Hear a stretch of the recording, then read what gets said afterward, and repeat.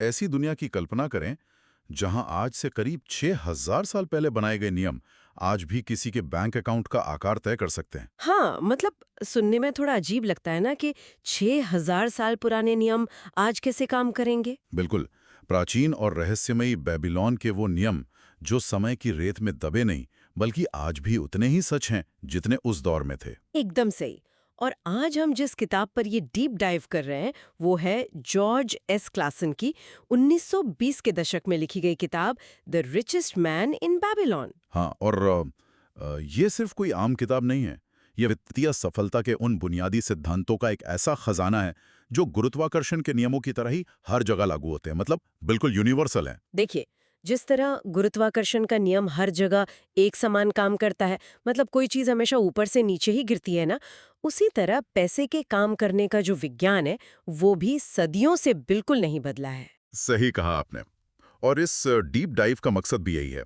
हम इस पूरी चर्चा को एक कहानी के अंदाज में आगे बढ़ाएंगे ताकि हम उन गहरे रहस्यों को बिना किसी भारी भरकम वित्तीय शब्दावली के समझ सकें।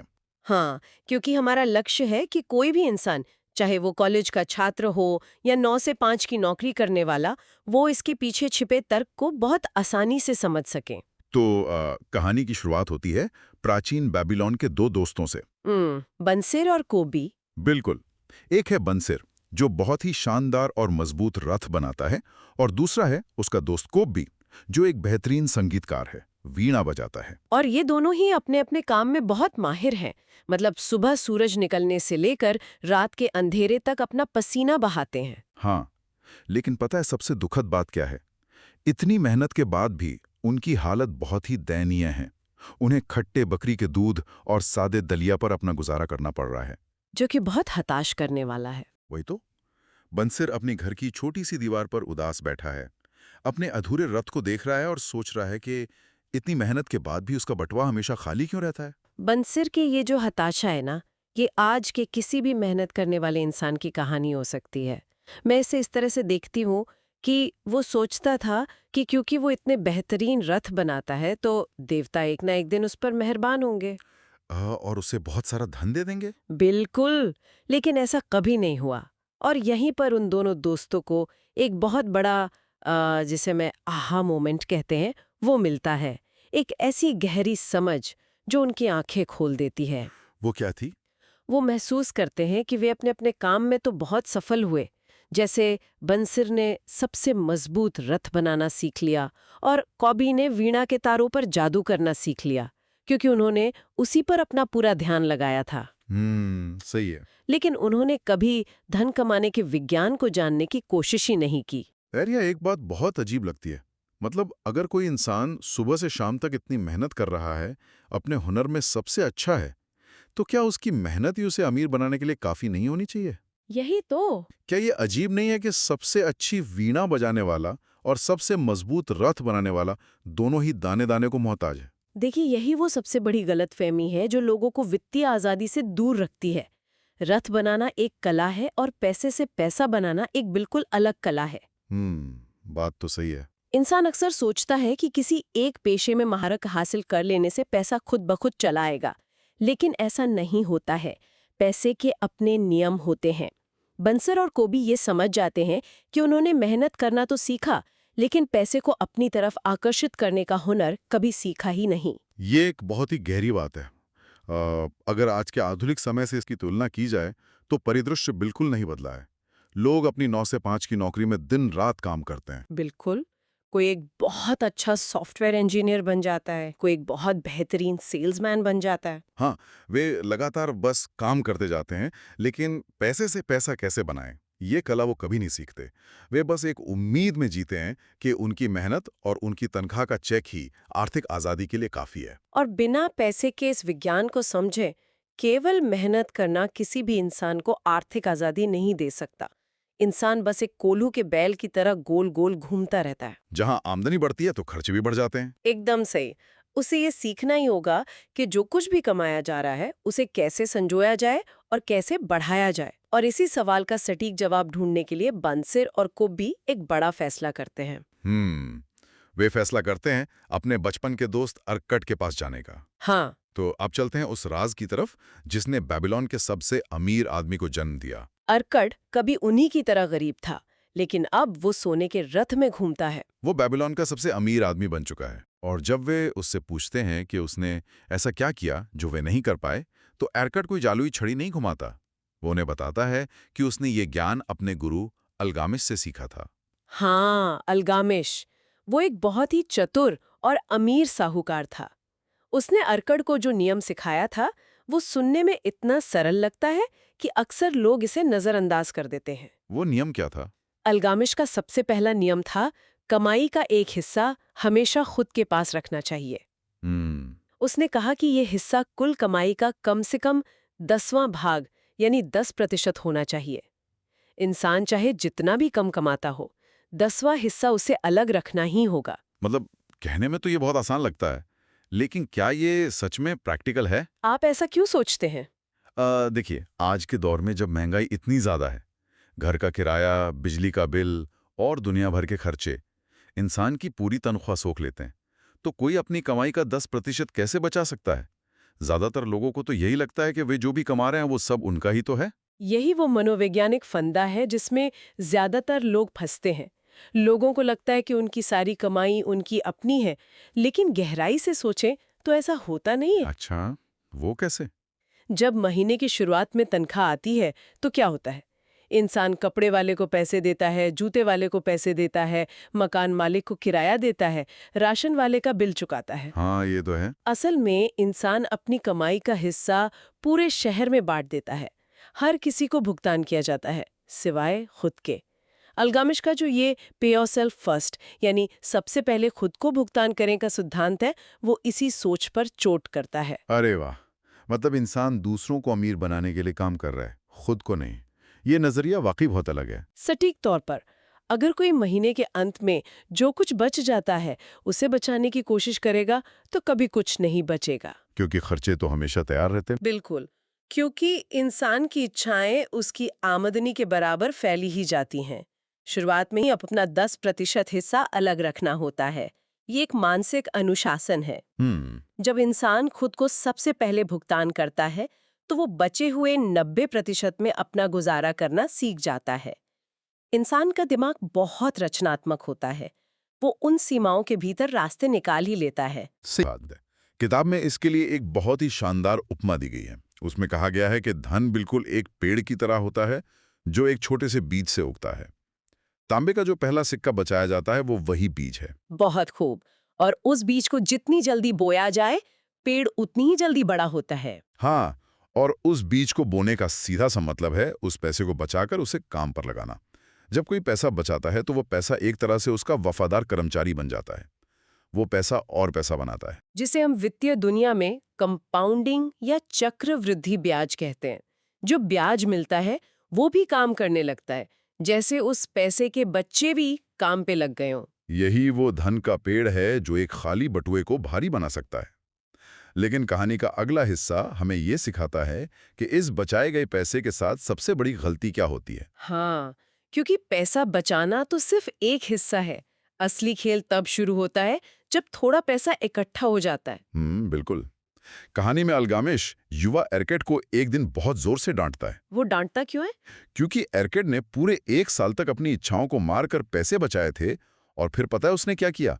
उसने अपनी जीवन भर की वो बचत एक ईंट बनाने वाले इंसान को दे दी। अरे बाप रे! हाँ, वो ईंट बनाने वाला दूसरे देश जा रहा था, और योजना ये थी कि वो वहां से सस्ते में असली गहने खरीद कर लाएगा और वे दोनों मुनाफा बांट लेंगे। जो कि निवेश की दुनिया की सबसे भयानक गलतियों में से एक है। वही तो। के पास जाएगा?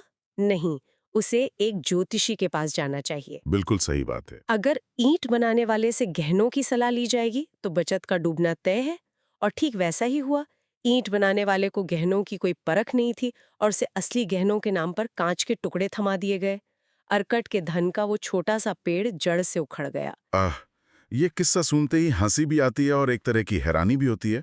और पता है, आज के डिजिटल युग में तो ये और भी ज्यादा प्रासंगिक है। वो कैसे? हर रोज देखने को मिलता है कि कोई व्यक्ति अपनी सालों की गाड़ी कमाई किसी पार्टी में मिले अनजान व्यक्ति की सलाह पर लगा देता है, या सोशल मीडिया पर किसी इन्फ्लुएंसर का वीडियो देखकर शेयर बाजार या किसी नई क्रिप्टो स्कीम में पैसा डाल देता है। हाँ, बिना सोचे समझे। बिल्कुल। ये जानने की जरा भी कोशिश नहीं की जाती कि सलाह देने वाला इंसान उस क्षेत्र का असली एक्सपर्ट है भी या नहीं। देखिए, ये मानवीय स्वभाव की एक बहुत गहरी कमजोरी है। रातों रात अमीर बनने की चाहत और लालच में इंसान अपनी तार्किक सोच खो देता है। हम्म। पैसा बहुत मेहनत और अनुशासन से बचता है, लेकिन गलत सलाह से वो पल भर में गायब हो सकता है। अर्थशास्त्र में इसे इंफॉर्मेशन एसिमेट्री कहा जाता है। मतलब जब दोनों तरफ जानकारी की कमी हो। हाँ, जब सामने वाले को भी उतना ही कम ज्ञान हो जितना आपको है, तो वो निवेश नहीं, जुआ बन जाता है। इसीलिए निवेश हमेशा उसी इंसान की सलाह पर करना चाहिए जिसे उस काम का पूरा तजुर्बा हो। मुफ्त की सलाह हर जगह मिलती है, लेकिन उसमें से काम की सलाह चुनना ही असली समझदारी है। सही कह रही हैं आप। खैर, आर्किड की ये कहानी तो उन लोगों के लिए बहुत अच्छी है जिनके पास बचत करने की समझ आ गई थी और जिनके पास निवेश करने के लिए कुछ पैसा था। हम्म। लेकिन बेबीलोन के समाज का एक बहुत बड़ा हिस्सा ऐसा था जो पहले से ही कर्ज के भारी बोझ तले दबा हुआ था। हम्म। जब बचत करने के लिए पैसा ही ना हो तो क्या किया जाए? ये एक बहुत बड़ा सवाल है। यहीं से बेबीलोन के राजा को शहर की अर्थव्यवस्था की चिंता सताने लगी और इसी संदर्भ में डबासीर जैसे व्यापारियों की कहानी सामने आती है। हाँ, डबासीर की कहानी वाकई कर्ज के मनोविज्ञान को पूरी तरह से खोल कर रख देती है। जब वो जवान था तो वो एक साधारण सा काम करता था जिससे उसकी कमाई बहुत सीमित थी। हम्म। लेकिन उसकी और उसकी पत्नी की ख्वाहिशें उसकी हैसियत से कहीं ज्यादा बड़ी थीं। वो चाहता था कि वे अच्छे कपड़े पहने, अच्छा खाना खाएं। चूंकि वो बाजार में एक जाना माना चेहरा था, तो दुकानदारों ने उसे उधार देना शुरू कर दिया। जो कि बहुत खतरनाक है। बिल्कुल। उसे लगा कि वो ये सब वहन कर सकता है। वो उन चीजों को उधार पर घर ले आता जिनकी कीमत चुकाने की उसकी असली हैसियत नहीं थी। ये वाकया सुनकर तो ऐसा लगता है जैसे हम 6000 साल पुराने किसी क्रेडिट कार्ड की बात कर रहे हैं। बिल्कुल। आज भी तो ठीक यही होता है ना। बाय नाउ पे लेटर, यानी अभी खरीदें और पैसे बाद में चुकाएं वाली संस्कृति। इंसान की फितरत इतने हजारों सालों में जरा भी नहीं बदली है। एकदम सही पकड़ा आपने। दबाशीर को भी शायद यही भ्रम हुआ कि जो उधार उसे मिल रहा है वो उसकी अपनी दौलत है। लेकिन धीरे धीरे वो कर्ज के इतने बड़े जाल में फंस गया कि उसे अपना शहर छोड़कर भागना पड़ा।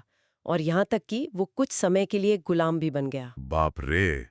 कर्ज का ये भ्रम इंसान की वित्तीय आजादी का सबसे बड़ा दुश्मन है। हाँ, मनोवैज्ञानिक रूप से जब इंसान उधार पर चीजें खरीदता है तो उसे एक त्वरित खुशी मिलती है। उसे लगता है कि वो अमीर दिख रहा है, लेकिन असल में वो अपने भविष्य की आजादी को गिरवी रख रहा होता है।